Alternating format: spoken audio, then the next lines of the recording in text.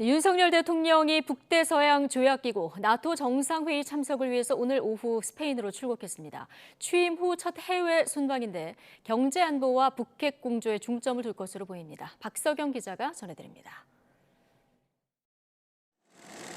서울공항에 도착한 윤석열 대통령과 김건희 여사. 여기까지 나오셨어요. 이상민 행정안전부 장관, 권성동 국민의힘 원내대표 등 정부와 여당 인사들의 환송을 받았습니다. 그리고 대통령 전용기에 올라 첫 다자 외교 무대인 나토 정상회의 참석을 위해 스페인으로 향했습니다. 한국 대통령이 서방의 대표적 군사동맹인 나토 정상회의에 참석하는 것도 처음입니다.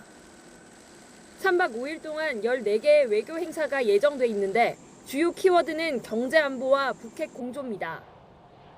먼저 윤 대통령은 네덜란드, 폴란드, 덴마크 등과 정상회담을 하며 원자력 수출, 반도체, 방위산업 등 경제 안보를 논의합니다. 오는 29일 본 행사인 나토 동맹국 파트너국 정상회의에서는 3분 정도 직접 연설하며 북한 비핵화를 강조할 계획입니다. 같은 날 한미일 3국 정상회담도 4년 9개월 만에 열리는데 영내 안보 정세를 놓고 대화를 이어갈 전망입니다. 다만 회담 예정이 30분 정도인 만큼 구체적인 성과보다는 큰 줄기에 대한 공감대를 형성하는 수준이 될 거란 관측이 나옵니다. 순방 전부터 관심을 모은 한일 정상회담은 사실상 무산됐고 한일 정상의 약식 회동도 열리지 않습니다. 한국, 일본, 호주, 뉴질랜드, 아시아 태평양 지역 나토 파트너국 정상과의 사자 회담도 가능성이 희박합니다.